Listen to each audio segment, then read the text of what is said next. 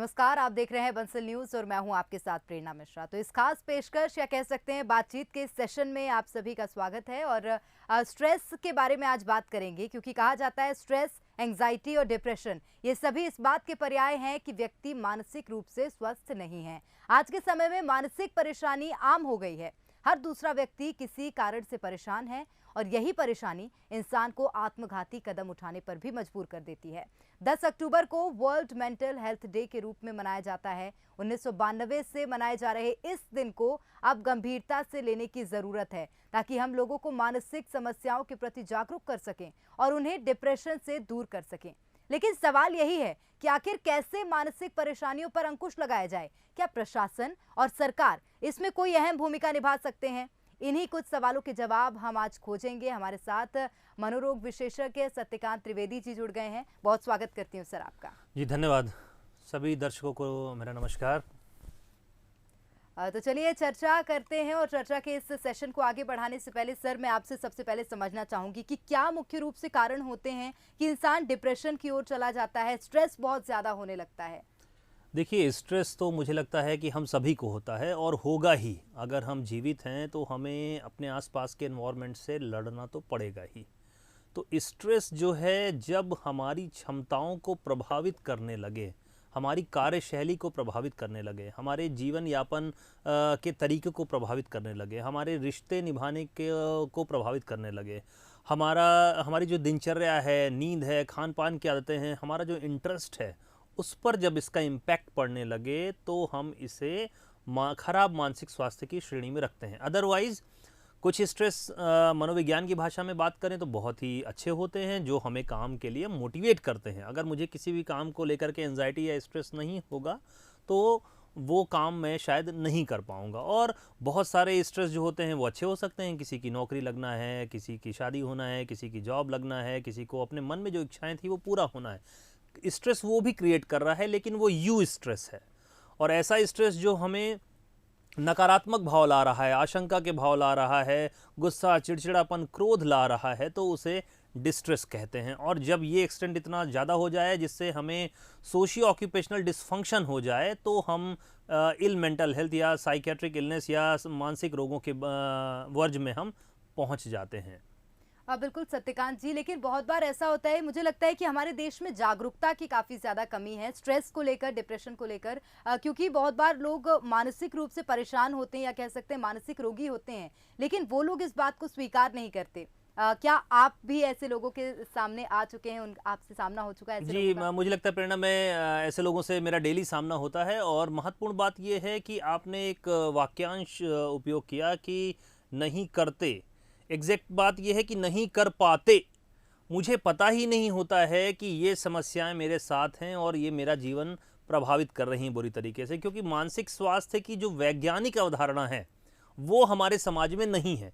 इसे हम अपने ज़्यादातर वो तो ऐसा ही है, मैं तो ऐसा ही हूँ, ऐसे में बातें ख़त्म हो जाती हैं। ये हम ये नहीं समझ पाते कि ये एक विज्ञान है, साइंस से जुड़ी हुई बात है। हमारे जो न्यूरोट्रांसमीटर हैं, जो हमारे व्यवहार को, हमारी भावनाओं को, हमारे सोचने समझने के तरीके को, हमारे निर्णय लेने की क्षमता को, हमारी तार्किक क्षमता को प्रभावित करते हैं, उनमें डिस्टर्बेंस की वजह से मुझ में ये आ रहा है।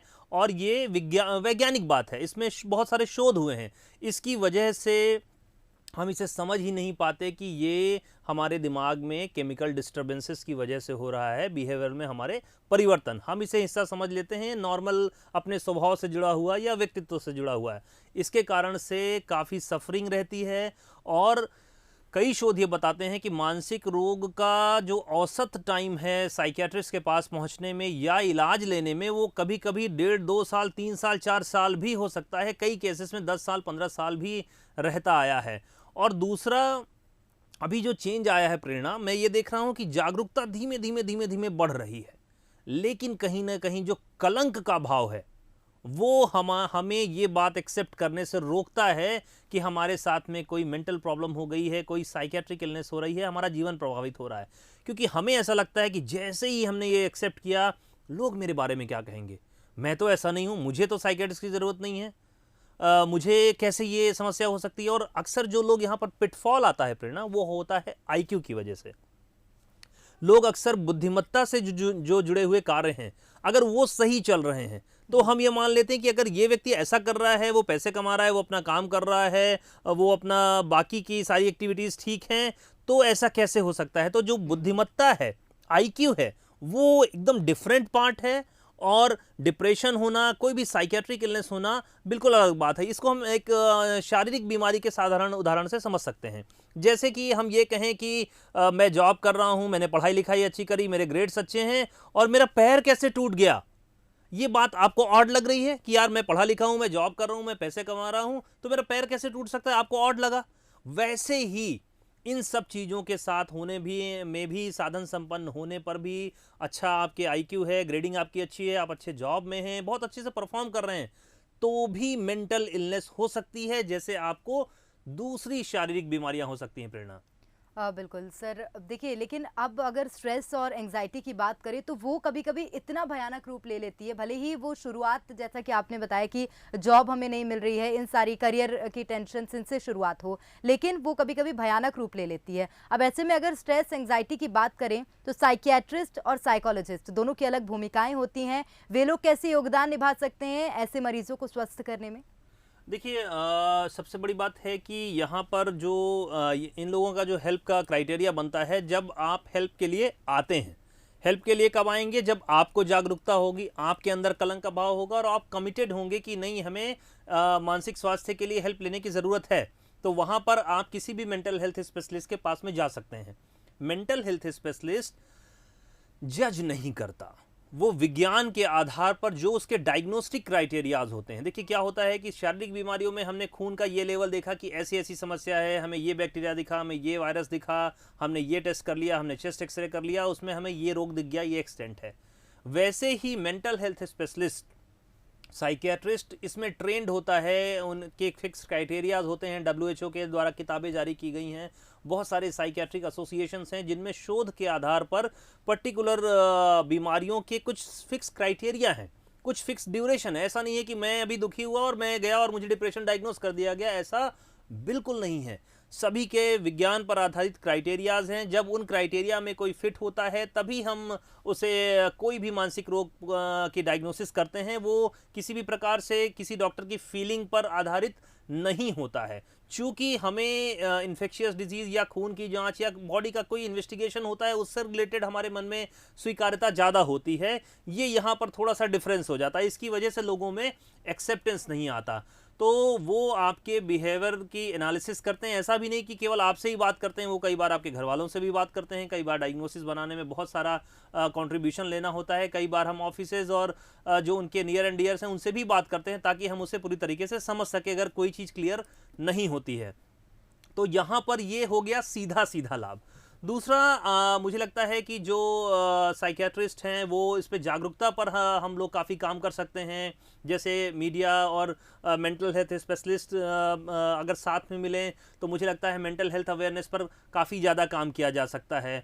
दूसरा, समाज को मेंटल हेल्थ के लिए जागरूक करना भी साइकियाट्रिस्ट का काम हो सकता है, स्कूलों में, कॉलेजेस में, ऑफिसेज में, जगह जगह, क्योंकि ये इतना ज़्यादा इसके लिए स्टिग्मा है, लोग इसको समझते नहीं हैं। तो मुझे लगता है कि एक तो सीधा सीधा मरीज को, रोग को ठीक करके, और दूसरा कम्युनिटी में उतर करके समाज में रियल टाइम में आप जा करके वहाँ पे लोगों को जागरूक कर सकते हैं और करते हैं। बिल्कुल, जागरूक करने की आपने बात कही तो मुझे याद आया कि मुझे लगता है सत्यकांत जी की यहाँ पर समाज में एक और कमी आ रही है, वो है जागरूकता की। क्योंकि 1992 में जब वर्ल्ड मेंटल हेल्थ डे मनाने का फैसला लिया तो मुझे लगता है कि इसी कारण और इसी उद्देश्य से लिया गया होगा कि हम आत्महत्या जैसे जो आत्मघाती कदम होते हैं उन्हें रोक सकें, डिप्रेशन को रोक सकें। लेकिन उस बारे में किसी को पता ही नहीं है। वर्ल्ड मेंटल हेल्थ डे मनाया जाता है, इस बारे में बहुत कम लोगों को जानकारी है। तो क्या लगता है कि समाज को इस ओर जागरूक करने की भी ज़रूरत है? देखिए, यहाँ पर प्रेरणा, मुझे लगता है कि स्टेट की एक बहुत बड़ी जवाबदारी बनती है। हमें, अगर हम शासन की बात करें तो यहाँ पर एक मास कैंपेन चलाए जाने की ज़रूरत है। और आप देखिए कि ये यूरोप में बहुत सारे देश ऐसे हैं जहाँ पर उन्होंने मानसिक स्वास्थ्य मंत्रालय शुरू कर दिया है।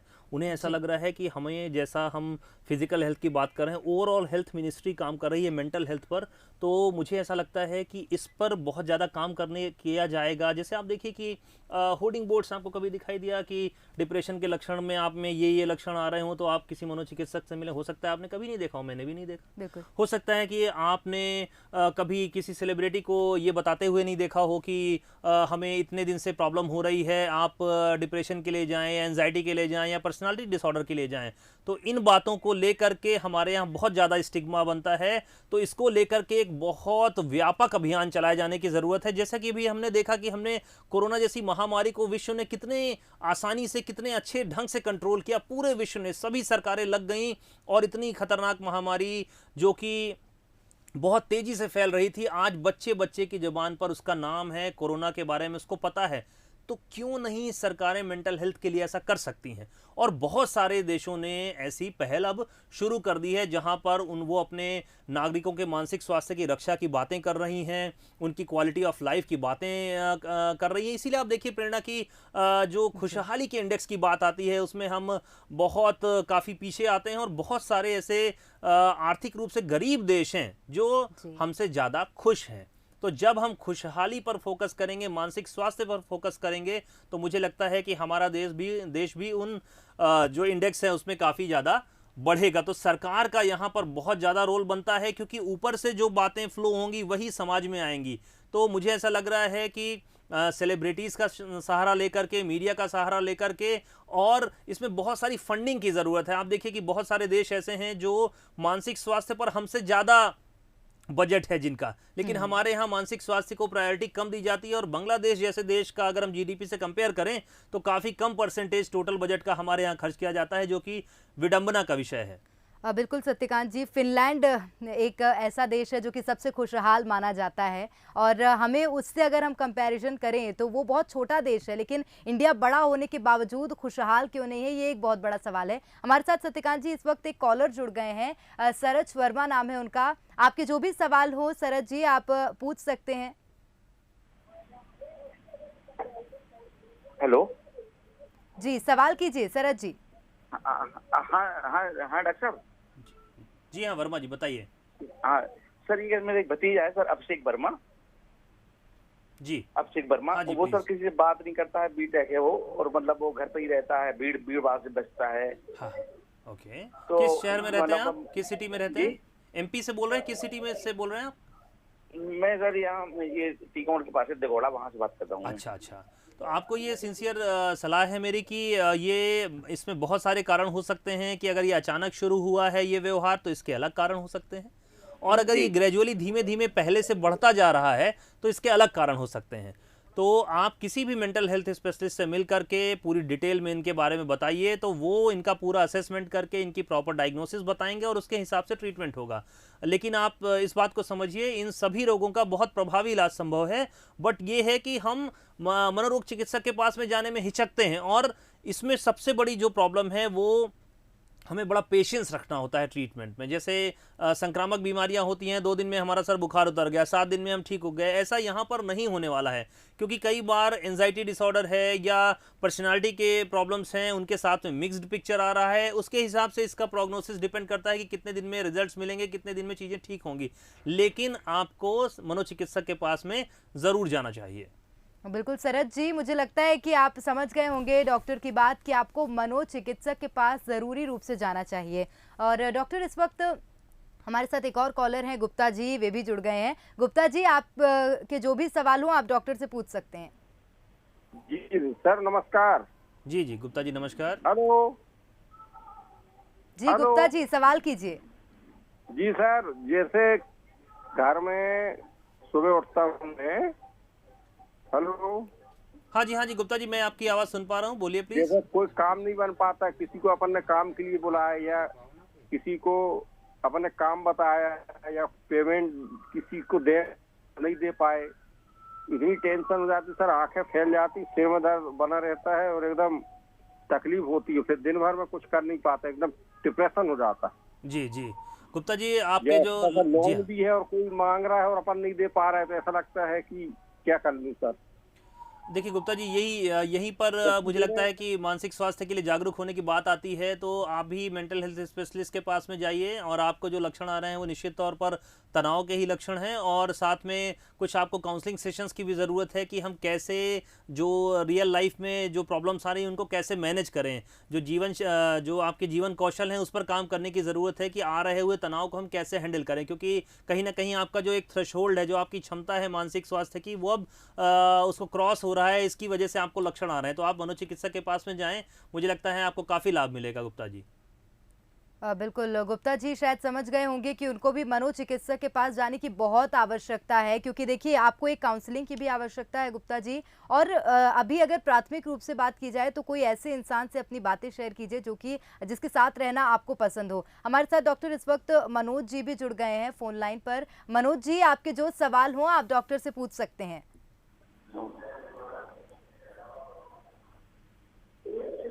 मनोज जी, आप सुन पा रहे हैं? हाँ, मैं सुन पा रहा हूँ। जी, आपके जो सवाल हो आप डॉक्टर से पूछ सकते हैं। हाँ, मनोज जी, सवाल कीजिए। हाँ सर, मैं ये बोल रहा हूँ, मेरे को खाने में पीने में तकलीफ होती है। हार्ट अटैक आ गया था, उसके बाद मेरे को खाने पीने की टेंशन रहती है, क्या खाना क्या नहीं खाना। जी जी, देखिए हृदय की कोई भी समस्या होने के बाद एंजाइटी डिसऑर्डर्स बहुत ज़्यादा देखे जाते हैं। क्योंकि हमारा सेंटर में हम मल्टी स्पेशलिटी सेंटर है, तो उसमें बहुत सारी जो क्रॉनिक मेडिकल इलनेसेस होती हैं, किडनी की बीमारियां हैं, हार्ट की बीमारियां हैं या कैंसर हैं, ये वाली समस्याओं से गुजरने के बाद व्यक्ति में मानसिक स्वास्थ्य से संबंधित समस्याएं आना बहुत ही कॉमन बात है। मुझे लगता है कि आप अभी फ़िलहाल योग, प्राणायाम, वॉक और नींद की आदतों में प्रॉपर बदलाव लाएं, स्क्रीन से दूर रहें और अच्छे से संवाद करें। इसमें भी अगर 8-10 दिन के बाद आपको आराम नहीं मिलता है तो आप निश्चित तौर पर मेंटल हेल्थ स्पेशलिस्ट से मिलिए, आपको काफ़ी राहत मिलेगी। ये शुरुआती दौर में एंजाइटी के लक्षण आ रहे हैं आप में। तो मनोज जी शायद समझ गए होंगे कि सबसे पहले तो आप अपने दिनचर्या पे ध्यान दीजिए, समय से उठना, समय से खाना, और ख़ास बात यह है कि फ़ोन से या टेलीविज़न से थोड़ा सा दूरी बना के रखना, जिससे कि आपको समझ में आएगा। अगर उसके बाद भी ठीक नहीं होते आप, तो आपको निश्चित रूप से एक मनोरोग विशेषज्ञ के पास जाने की ज़रूरत है। चलिए डॉक्टर, मेरा एक सवाल है। जिस तरह से देखा जा रहा है कि बहुत से लोग ऐसे आते हैं, डिप्रेशन का शिकार होते हैं, टेंशन्स होती हैं, लेकिन वो लोग अगर मनोरोग विशेषज्ञ के पास नहीं जा पाते हैं समय पर, तो क्या ऐसा कोई प्राथमिक उपचार है या कोई ऐसा व्यक्ति हो सकता है जिससे वो संपर्क करें, बातचीत करें और स्वस्थ हो सकते हैं? देखिए, सबसे महत्वपूर्ण जो संवाद है वो मुझे लगता है कि आपके घर वालों से आपके साथ में हो सकता है, और उनसे आप खुल कर के बातें करें, अपने मन की बातें रखें। बहुत सारी बातें जब हम बोलते हैं तो हमारे मस्तिष्क में या जो हमारा भावनात्मक विकास होता है उसमें कुछ ऐसी प्रॉपर्टीज़ होती है कि हम सेल्फ करेक्ट करते चले जाते हैं जब हम बोलते हैं। तो अपनी समस्याओं को अपनों से खुल करके बताएं, उसमें किसी भी प्रकार से हिचक ना रखें। आप ये मान के चलिए आपके सभी घर वाले आपका सपोर्ट करने वाले हैं। आप अपनी बातें खुल करके बताइए। उसमें भी अगर लक्षण बने रहते हैं, हल नहीं मिलता है, गुस्सा, चिड़चिड़ापन, नींद की आदतों में बदलाव आता है, नकारात्मक विचार आते हैं, तो मनोचिकित्सक से मिलने में बिल्कुल परहेज नहीं करना है। एक मेंटल हेल्थ स्क्रीनिंग में आपका कुछ नहीं जाने वाला है। कई बार आपको चेस्ट पेन होता है, कई बार आपको पेट में दर्द होता है, आपको पता होता है कि गंभीर समस्या नहीं है, फिर भी आप पेट के डॉक्टर से सुनना चाहते हैं, आप हार्ट के डॉक्टर से सुनना चाहते हैं कि वो कहे कि हाँ ये ठीक है, और आप बताते हैं कि हाँ मैंने सोचा कि दिखा लेना ज़रूरी है, एक बार मन को संतोष हो गया। तो क्यों नहीं व्यवहार के बदलाव के लिए हम साइकियाट्रिस्ट के पास में जाते हैं, उसे डिसाइड करने दीजिए कि ये प्रॉब्लम है या नहीं है, और वहाँ से भी आप एक सुकून प्राप्त कर सकते हैं। और अगर सपोज प्रॉब्लम्स हैं तो वो भी इनिशियल स्टेज में अगर हमें पकड़ में आएंगी तो ज़्यादा अच्छे से ठीक होंगी, जैसा कि शारीरिक बीमारियों में होता है। आप बताते हैं कि बस मैं अगर 10 दिन नहीं पहुंचता और तो मुझे अटैक पड़ सकता था, 10 दिन में नहीं होता तो मुझे लकवा हो सकता था, वैसे ही 10 दिन पहले आप पहुंचेंगे तो हो सकता है डिप्रेशन का जो खतरनाक फॉर्म हो वो आप में नहीं है। हो सकता है कि आप स्ट्रेस की वजह से साइकोसिस में जा सकते हो, वो साइकोसिस में आप नहीं जा रहे हो सकता है आपने नशे की शुरुआत की हो और आप आदी बनने के पहले ही डॉक्टर के पास में पहुंच जाएं। हो सकता है आपका कार्यालय में समन्वय गड़बड़ हो रहा हो, नौकरी चली जाए उसके पहले भी आप आ सकते हैं। हो सकता है आपका कोई रिश्ता टूट जाए आपके खराब मानसिक स्वास्थ्य की वजह से, आप पहले ही मनोचिकित्सक की हेल्प ले लें। बिल्कुल, तो सबसे अच्छी चीज़ कही डॉक्टर ने कि कोई भी निरर्थक जो कि परिणाम हो सकते हैं, उससे बचने के लिए कृपया करके मनोचिकित्सक के पास जाएँ, उसमें शर्माने की बात बिल्कुल भी नहीं है। डॉक्टर इस वक्त हमारे साथ फ़ोन लाइन पर सुनील कुमार सोनी जी जुड़ गए हैं। सोनी जी, आपके जो भी सवाल हो आप डॉक्टर से पूछ सकते हैं। सोनी जी, आप सुन पा रहे हैं? मुझे लगता है सोनी जी से संपर्क टूट गया है डॉक्टर। अगर मैं बात करूं अंतिम प्रतिक्रिया की, तो क्या आपको लगता है, जैसा कि आपने जिक्र किया कि फॉरेन कंट्रीज में अगर देखें हम तो वहां पे मिनिस्ट्री खोली गई हैं, क्या आपको लगता है कि इंडिया में भी अब ऐसा वक्त आ गया है, क्योंकि कोरोना का मुश्किल दौर है, बहुत से लोग टेंशन में है, डिप्रेशन में है, प्रॉब्लम्स में है, तो अब कुछ इस तरह की मिनिस्ट्री या कोई ऐसा इनिशिएटिव गवर्नमेंट को लेना चाहिए जिससे कि हमारा देश खुशहाल जिंदगी जी सके? देखिए, हो सकता है यहाँ पर ये बात बहुत बड़ी सी लगे, लेकिन मुझे लगता है इस समय प्रत्येक भारतीय के मानसिक स्वास्थ्य की स्क्रीनिंग की जानी चाहिए। जैसा कि हम कोविड में पकड़ते थे कि ये एक इंसान को हुआ, हम पूरी चेन समझते थे, वैसे ही प्रत्येक भारतीय के मानसिक स्वास्थ्य की स्क्रीनिंग होनी चाहिए। कोविड के बाद ये समस्याएं लगभग 40 से 60% तक बढ़ चुकी हैं। प्रेरणा, मानसिक स्वास्थ्य के मंत्रालय की स्थापना की जाए ताकि लोगों में मानसिक स्वास्थ्य के प्रति कंसेप्ट ऊपर से ही आना शुरू हो। जब मानसिक स्वास्थ्य मंत्रालय बनेगा तो वहाँ पे उसका एक डिपार्टमेंट डेवलप होगा, पूरी चेन बनेगी और जो लोग केवल मेंटल हेल्थ पर काम करेंगे। दूसरा, व्यापक जागरूकता अभियान चलाए जाने की ज़रूरत है। तीसरा बहुत इंपॉर्टेंट है, जो कि स्कूल और कॉलेज के पाठ्यक्रमों में हमें स्ट्रेस मैनेजमेंट सिखाया जाना चाहिए। मानसिक स्वास्थ्य की बातें वैसी ही की जानी चाहिए जैसी मेडिकल प्रॉब्लम्स के लिए की जाती हैं, और उन्हें एक अवेयरनेस दी जाती है शारीरिक स्वास्थ्य के लिए कि हम तनाव की कंडीशन आ जाए तो कैसे हैंडल करें। कॉलेज के करिकुलम में अगर ये है कि मेरा ब्रेकअप हो गया, मैं उसे कैसे डील करूंगा, तो मुझे लगता है कि वो बच्चा हो सकता है आत्मघाती कदम की ओर नहीं जाए और पहले ही पहचान करके वो प्रोफेशनल की मदद ले ले। हो सकता है स्कूल में अगर हो कि कठिन परिस्थितियां, जैसे अपने हिसाब से मार्क्स नहीं आने पर हम कैसे उस स्ट्रेस को हैंडल करें, तो हो सकता है बच्चा वो बेटर ढंग से हैंडल कर पाए। उसके लिए क्या ज़रूरी है, अच्छी लाइफ स्टाइल का क्या इंपॉर्टेंस अगर उसे बताया जाए, अच्छी नींद का क्या इंपॉर्टेंस, और ये प्रेरणा बात किसी भी कोर्स तक सीमित नहीं होनी चाहिए। हम लॉ की पढ़ाई कर रहे हैं, हम एमबीबीएस की पढ़ाई कर रहे हैं, हम इंजीनियरिंग की पढ़ाई कर रहे हैं, हम आर्ट की पढ़ाई कर रहे हैं, या हम जर्नलिज्म की पढ़ाई कर रहे हैं, सब में ये अटैच होना चाहिए। मुझे ऐसा लगता है कि ना केवल depression, anxiety, quality of life, इनमें हमें बहुत फर्क देखने को मिलेगा, बल्कि पूरे देश की प्रोडक्टिविटी मैं रिपीट कर रहा हूं, बहुत ड्रास्टिक चेंज आएगा उत्पादकता में। और मुझे ऐसा लगता है कि हम बहुत सारे देशों के पैरेलल खड़े होंगे, क्योंकि मुझे ऐसा लगता है खराब मानसिक स्वास्थ्य का जो लॉस है, उसे मेरे एक साइकियाट्रिस्ट के रूप में अगर मैं अपना व्यक्तिगत यहां पर कथन कहूं कि उसे आंका ही नहीं जा सकता। जो खराब मानसिक स्वास्थ्य की वजह से लोगों की क्वालिटी ऑफ लाइफ खराब होती है, लोगों का जो आर्थिक डैमेज होता है, लोगों के जो रिलेशन खराब होते हैं, और सबसे इंपॉर्टेंट क्वालिटी ऑफ लाइफ खराब होती है, वो उसमें काफी इंप्रूवमेंट आएगा। बंसल न्यूज के माध्यम से मेरा सरकार से विनम्र अनुरोध है कि मानसिक स्वास्थ्य मंत्रालय की स्थापना की जाए, मानसिक स्वास्थ्य की स्क्रीनिंग की जाए, जगह जगह महाजागरूकता अभियान चलाए जाएं ताकि लोग अपने इस के लिए अवेयर हों, और स्कूली शिक्षा में, कॉलेज की शिक्षा में, पाठ्यक्रम में जरूर इसे ऐड किया जाए। बिल्कुल, तो ये बहुत अहम बातें डॉक्टर ने कही हैं कि मानसिक स्वास्थ्य का मंत्रालय खोला जाए। सरकार को अब एक इनिशिएटिव लेना होगा कि लोगों को जागरूक करना है। करिकुलम में भी एक मानसिक स्वास्थ्य यानी कि साइकोलॉजी का सब्जेक्ट आना चाहिए। बहुत शुक्रिया डॉक्टर तमाम बातचीत के लिए। धन्यवाद। तो आज डॉक्टर ने कई सार्थक विचार हमारे सामने प्रस्तुत किए हैं। हमें मानसिक रूप से स्वस्थ होने के लिए सबसे पहले हमारे परिवार से संवाद करना चाहिए और इस विषय को लेकर मुख्य रूप से जागरूक होना चाहिए। फिलहाल के लिए इतना ही, दीजिए इजाजत।